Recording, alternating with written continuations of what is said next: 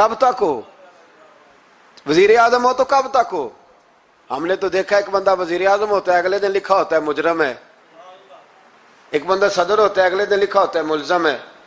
کیا بات کرتے؟ یہ تو آنے جانی. حضرت امام مالک بیٹھے تھے ہارون رشید کے پاس،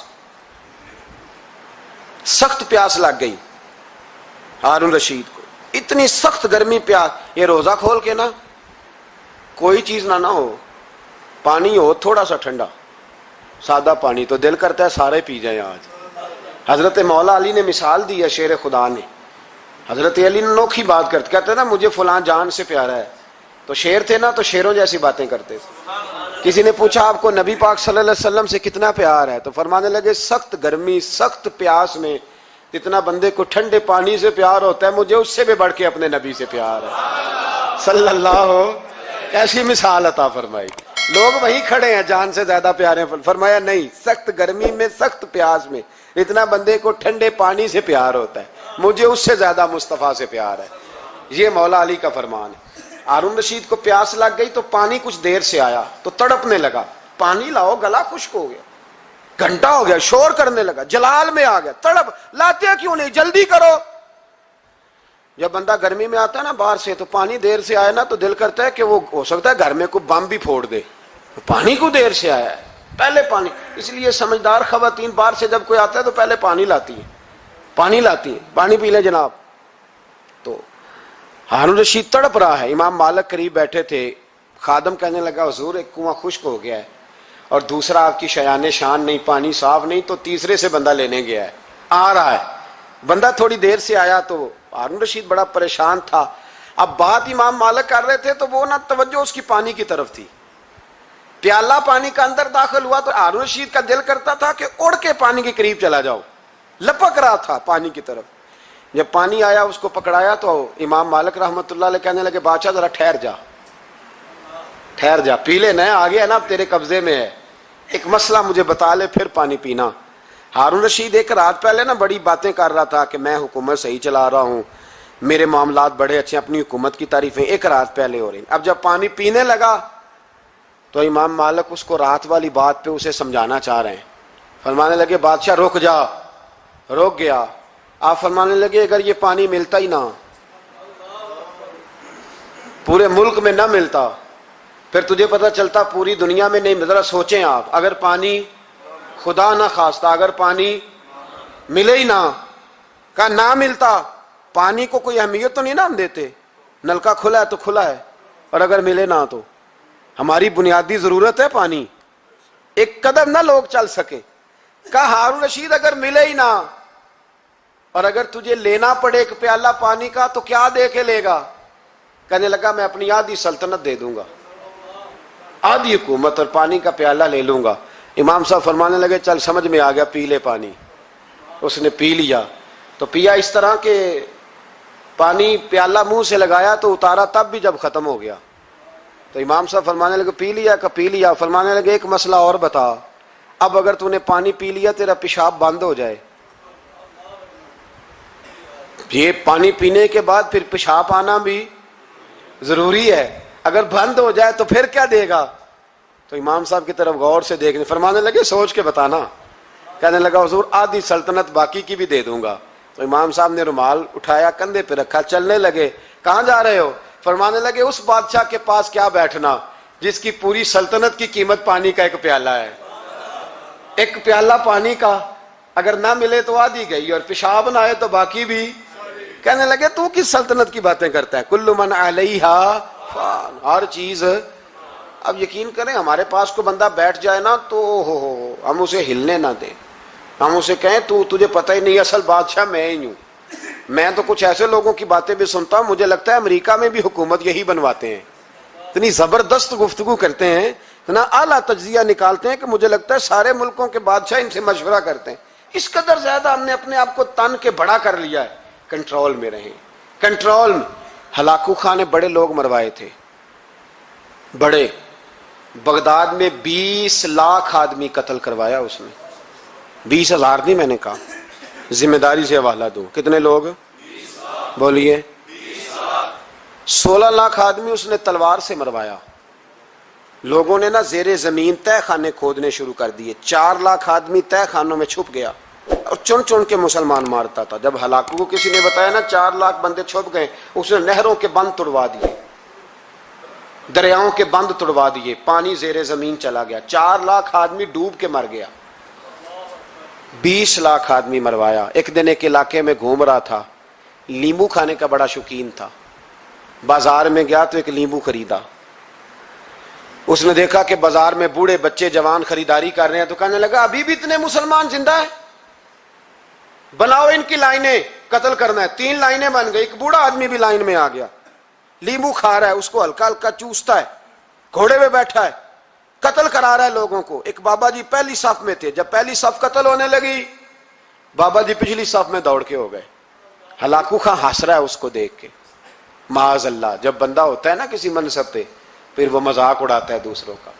بابا دوسری صف میں آیا تو ہلاکو خان نے وہ بھی قتل کرائی, تو بابا دوڑ کے تیسری صف میں. آخری صف کے کونے پہ جب بابا کھڑا ہو گیا نا تو سارے بندے مر گئے. بابے کو قتل کرنے لگا جلاد. ہلاکو کہنے لگا ٹھہر جا. کہنے لگا بابا تو تیسری صف میں آیا تھا, تیرا کیا خیال تھا بچ جائے گا؟ بابا کہنے لگا خیال نہیں, میرا یقین ہے کہ میں بچ جاؤں گا. میرا شرط یہ ہے کہ یقین ہو اندر, شرط یہ ہے کہ ہنس کے کہنے لگا ہلاکو خان کیسے؟ تو بابا کہنے لگا اگر اللہ چاہے تو بچ سکتا ہوں, اگر اللہ چاہے تو میں.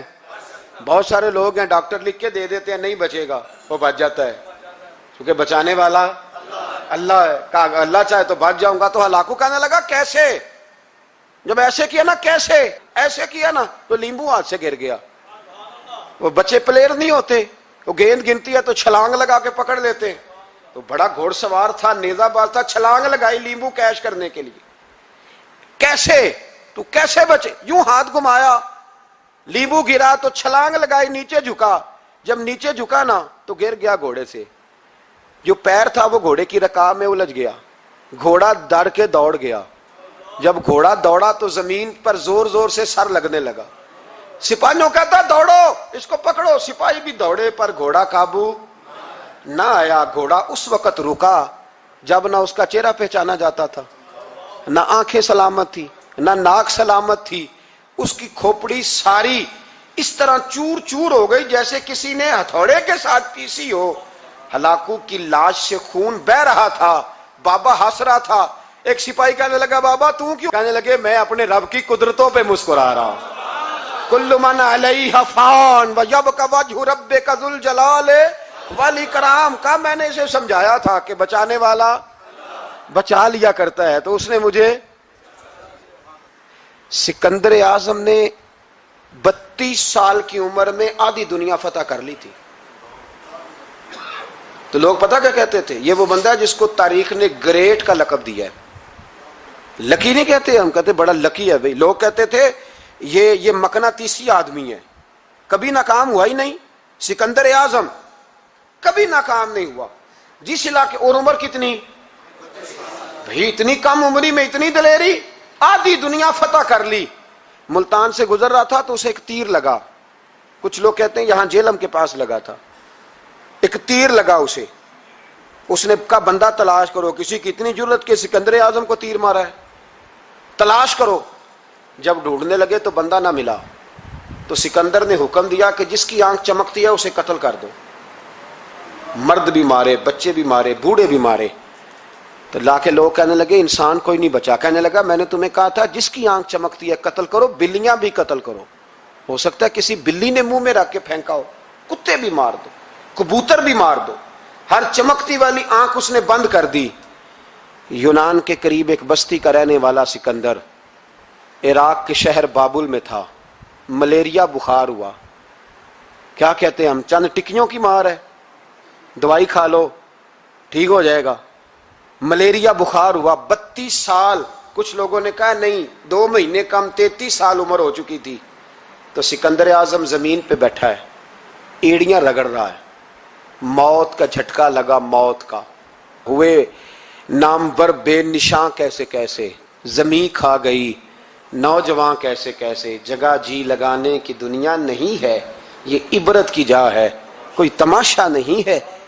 ایڑیاں رگڑ رہا ہے, 2 हफ्ते का सफर रह गया था, घर पहुंचने का तो सिकंदर एक सूबे का, एक मुल्क का, एक छोटे से इलाके का सरबराह नहीं, सिकंदर आधी दुनिया फतह करने वाला।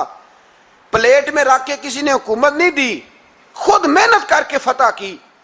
लेकिन सिकंदर एड़ियां रगड़ता है, जोर जोर से जमीन पे मारता है और कहता है कोई है जो मुझसे मेरी सारी सल्तनत ले ले और मुझे सिर्फ 2 हफ्ते की जिंदगी ले दे। मैं प्रदेश में नहीं मरना चाहता, घर मरना चाहता हूं। कोई मुझे 2 हफ्ते की जिंदगी, 2 हफ्ते की, कोई 2 हफ्ते मिट्टी दें, तू मिट्टी रहना एवं कादी बल्ले बल्ले। अज मिट्टी दे उत्ते बंदे आते, कल मिट्टी दे थल्ले का कोई मुझे मोहलत ले दे। लेकिन रब का कानून है, जब वक्त आ जाता है फिर मोहलत। मेरे भाई, अपनी जिंदगी ना आजिज़ी में, झोंक के, सादगी में, कोने में, दुनिया के प्रोटोकॉल खत्म होंगे। असल प्रोटोकॉल वो है जो अल्लाह कयामत के दिन अता फरमाएगा। मेरे नबी पाक ने फरमाया अमीर जो होंगे, अमीर वो चींटियों की शक्ल में होंगे और गरीब अपने पैरों के नीचे उन्हें मसल के चले जाएंगे। ये वो वाले अमीर जो तकब्बुर करते थे, वरना तो अमीर हजरत उस्मान गनी भी हैं, हजरत अब्दुल रहमान इब्ने औफ भी हैं, हजरत सुलेमान अलैहिस्सलाम भी। जो अमीर तकब्बुर करे, अकड़ जाए, अगर अमीर हो, आजिज़ी इख्तियार करे, तो फिर तो अल्लाह उसे जन्नत भी अता फरमाता है। तो मेरे भाई, अपने आप को समेटें। हम जाने के लिए, जिनकी उम्रें मेरी तरह 40 साल की तरफ सफर कर रही है ना, वो आधी जिंदगी जी चुके हैं, बाकी आधी पता नहीं है। लोग इतना लंबा याद नहीं रखते। हजरत मौला अली कब्रिस्तान गए तो कब्र वालों से कहने लगे, कब्र वालों तुम्हारा क्या हाल है? तो एक मुर्दा कब्र के अंदर से बोल के कहने लगा, अली कफन फट गया है, हड्डियां चूर चूर हैं, माल तो पता नहीं कहाँ रह गया, पर हिसाब देना पड़ रहा है। आप बताइए पीछे हमारे घर वालों का क्या हाल है? तो हजरत अली फरमाने लगे, जहां तुम बैठते थे वहां कोई और बैठने लग गया है।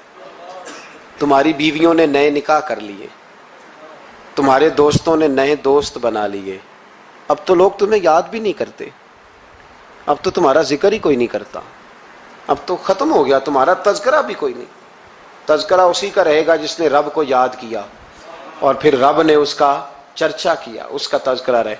अपने आप को एक मौके पर भी कभी मुतकब्बिर ना होने दे। आजिज़ी हुस्न है जिंदगी का। खजाना आए तो कारून न बने, महल बनाए तो शद्दाद न बने। अगर अल्लाह ताला दौलत दे तो कभी भी अपने आप को नमरूद और फिरौन न बनने दे। इक़्तिदार मिले तो कभी भी अपने आप को हलाकू खां और चंगेज़ खां न बनाओ। और अगर नमाजी बनो तो वो वाले नमाजी बनो जो नमाजी भी होता है।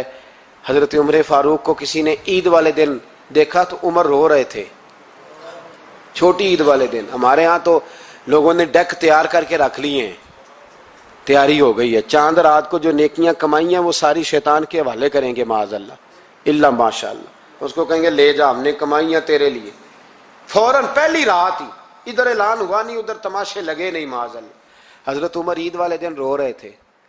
किसी ने कहा उमर ये खुशी का दिन है, आप रो रहे हैं? तो फरमाने लगे खुश तो वो होना जिसको यकीन है कि उसका नमाज रोज़ा कबूल हो गया। मुझे तो अभी पता ही नहीं मेरा कबूल हुआ है कि वापस कर दिया जाएगा। जाओ मुझे कुछ खबर सुनाओ आके कि मेरा कबूल हुआ। वो तो बेनियाज है, वो तो दिल करे तो कहे जा उठा के ले जा, तेरा मुझे पसंद ही नहीं।